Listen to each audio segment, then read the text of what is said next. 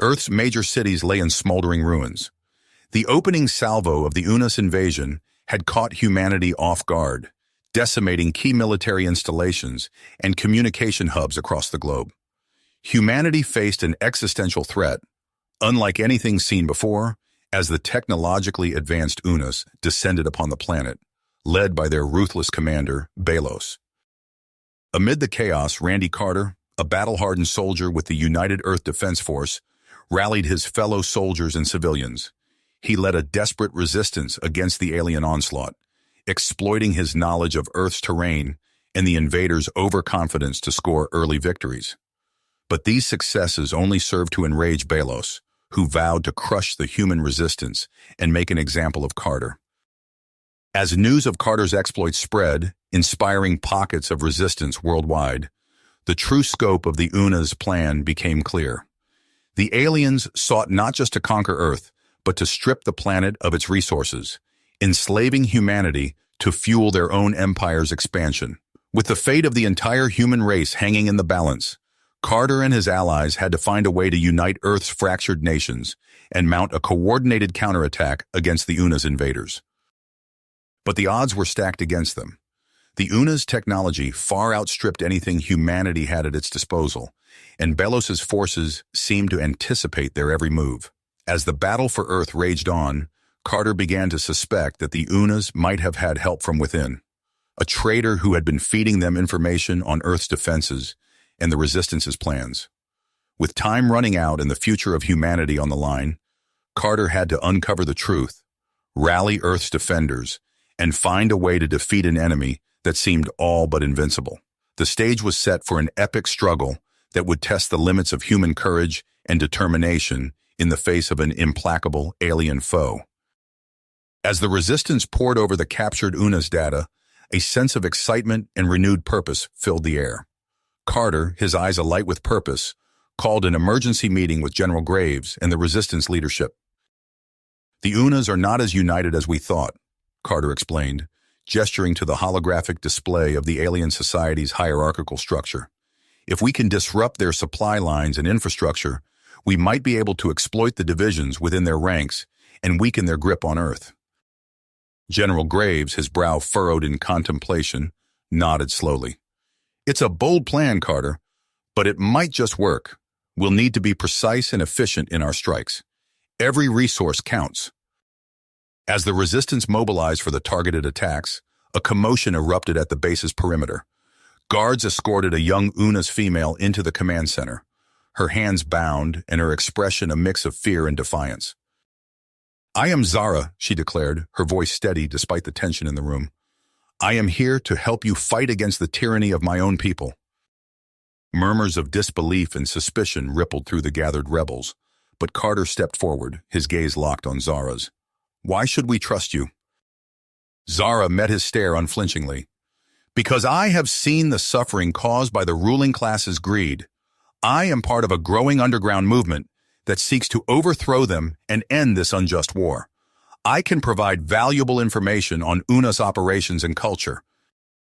Carter turned to General Graves, who gave a curt nod. "Very well," Carter said, addressing Zara. "You'll join my team, but know that we'll be watching you closely." As the Resistance prepared for their first strike, Carter and his team, now including Lieutenant Hawkins and Zara, reviewed the plan. They would target a key Unas supply depot, using Zara's knowledge of the facility's layout and defenses to infiltrate and destroy it. The raid was executed with precision and skill, Carter's team moving like a well-oiled machine. Zara's intel proved invaluable, allowing them to bypass security systems and catch the Unas guards off guard. As the depot erupted in flames, Carter felt a surge of hope. Perhaps with Zara's help, they stood a chance against the invaders. In the following weeks, the Resistance launched a series of successful strikes, each one dealing a blow to the Unas' war effort. Carter and Zara worked side by side, their initial mistrust giving way to a growing respect and understanding. But their victories did not go unnoticed. In his command ship orbiting Earth, Belos seethed with rage as reports of the Resistance's actions flooded in. He summoned Commander Vox, his most ruthless subordinate. "Find the traitor," Belos snarled, his eyes blazing with fury. Find her and the humans she works with. Make an example of them both. As Vox set out to hunt down Carter and Zara, the Resistance faced a new and deadly threat. The battle for Earth had entered a new phase, and the stakes had never been higher. The Resistance's victories had emboldened them, but Belos's response was swift and merciless. The night sky blazed with the fiery trails of Unas warships descending upon Earth cities. Explosions rocked the ground as Vox's forces unleashed their fury on civilian populations. In the Resistance Command Center, alarms blared. General Graves' face was grim as he surveyed the incoming reports. "Carter, we need to strike back now. You have a go for Operation Skyfall." Carter nodded, his mind focused. He turned to his team, Zara included. "This is it. We're taking the fight to their doorstep." As they boarded their stealth shuttle, the sounds of distant explosions echoed. Lieutenant Hawkins piloted the craft with expert precision, weaving through debris fields and dodging Unas patrols. The massive Unas command ship loomed before them, a dark silhouette against the stars. "There," Zara pointed, her alien eyes picking out a subtle weakness in the ship's defenses. "We can breach through that maintenance hatch." The team worked in silence as they infiltrated the vessel. The corridors were a maze of alien technology, pulsing with an eerie blue light. Carter led the way, his rifle at the ready. They encountered their first group of Una's soldiers at a junction. "Down!" Carter shouted as energy bolts sizzled past. The team took cover, returning fire, the air filled with the acrid smell of ozone and burning metal. Meanwhile, on Earth, General Graves received an unexpected transmission. The holographic image of an Unas official materialized before him. "I am Karis," the alien said, his voice carrying an air of authority. "I represent those within the Unas Empire who seek to end this war. We propose an alliance." Graves listened intently as Karis outlined his offer. The general's mind raced with the possibilities. "Ambassador Pierce," he called out, "prepare for a high-stakes diplomatic mission. You're going to New York." Back on the Unas ship, Carter and his team fought their way to the central control room. Zara's knowledge proved invaluable as she guided them through the ship's systems. "There," she said, indicating a complex array of controls. "Disable that, and their weapons and communications will go dark." As Carter worked, alarms blared. The door to the control room burst open, revealing Commander Vox, his eyes blazing with fury. "Traitor!" he snarled at Zara, raising his weapon.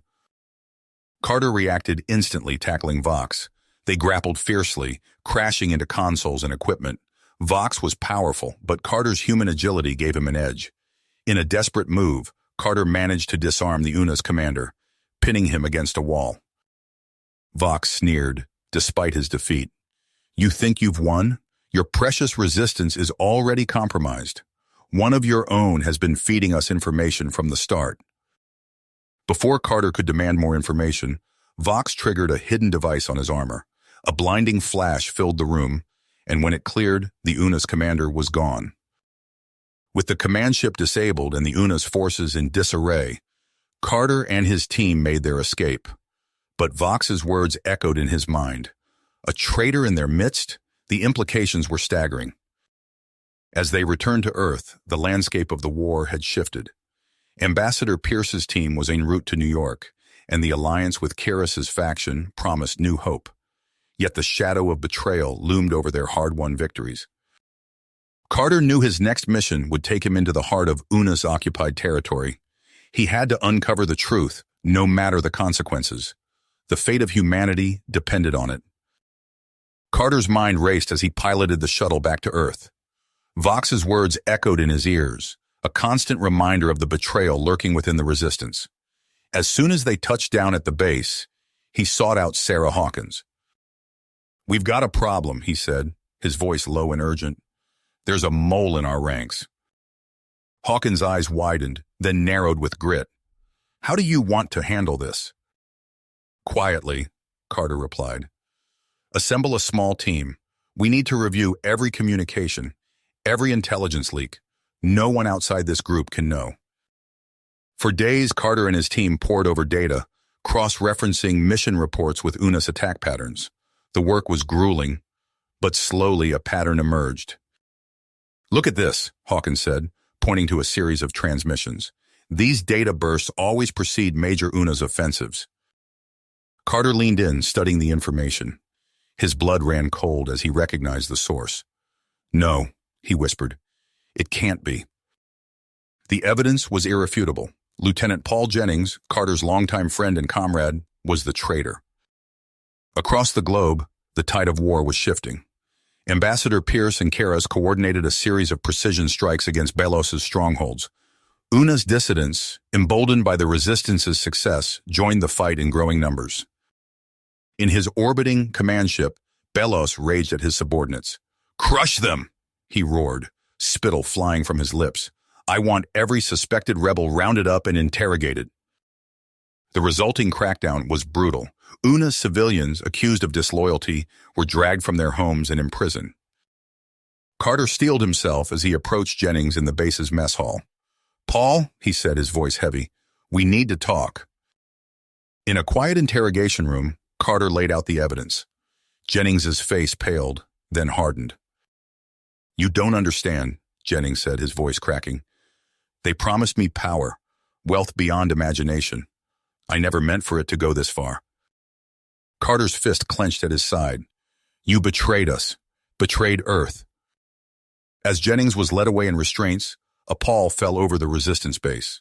Trust, once broken, was not easily regained. Belos seized the moment of weakness. His ships descended on rebel strongholds, weapons blazing. The resistance found itself on the back foot, desperately defending hard-won territory. In the chaos of battle, Carter pulled Zara aside.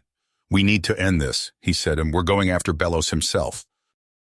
Their shuttle weaved through the debris of orbital combat, aiming for Belos's flagship. Alarms blared as they breached the hull, and the corridors echoed with the sound of gunfire. Carter and Zara fought their way to the bridge, leaving a trail of unconscious UNAs in their wake. They burst through the final set of doors to find Belos, his alien features twisted with rage.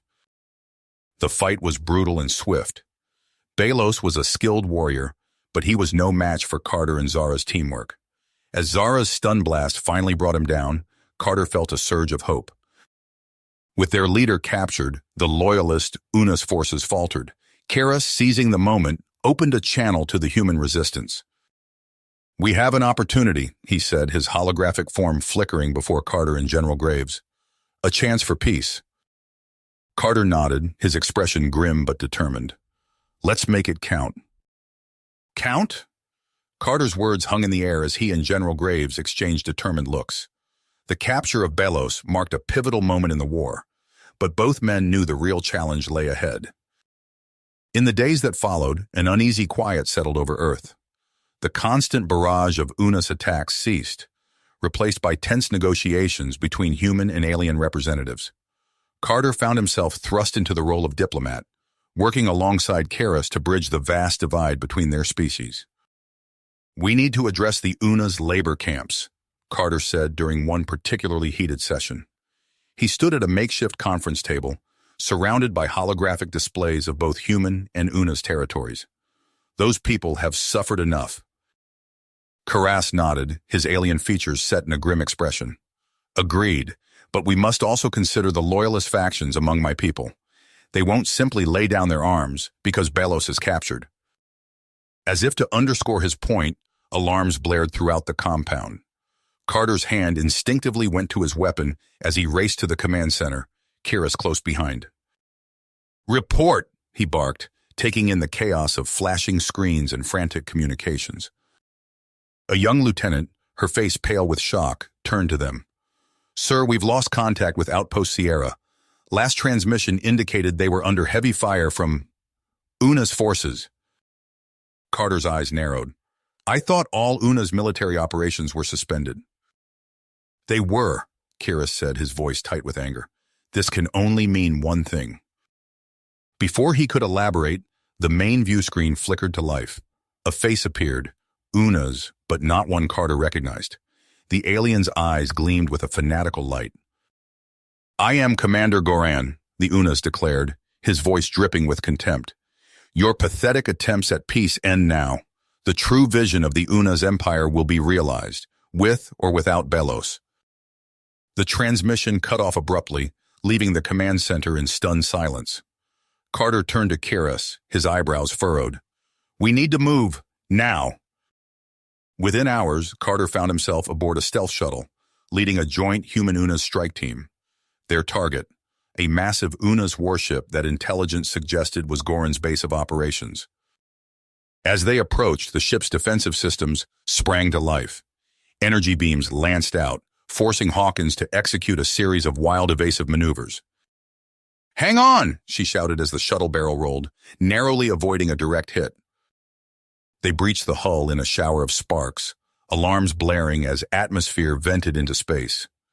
Carter was first through the breach, his rifle at the ready. Zara was right behind him, her alien senses alert for any sign of danger. They fought their way through twisting corridors, the air thick with energy weapon discharge and the acrid smell of burned circuitry.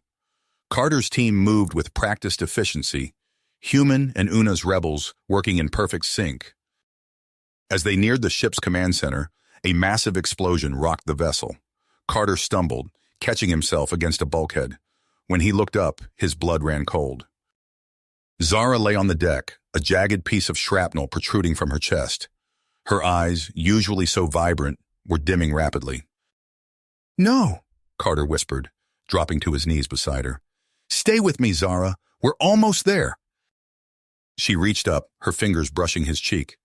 "Finish this," she breathed, her voice barely audible. "For both our peoples." With a final, shuddering breath, Zara went still. Carter felt something inside him shatter, replaced by a cold, burning rage.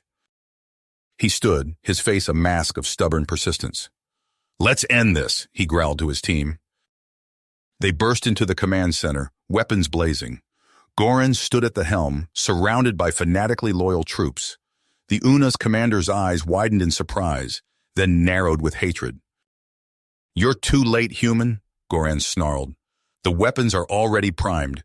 Earth's last strongholds will burn, and from the ashes, a true Una's empire will rise." Carter raised his rifle, aiming squarely at Goran's head. "Not if I have anything to say about it."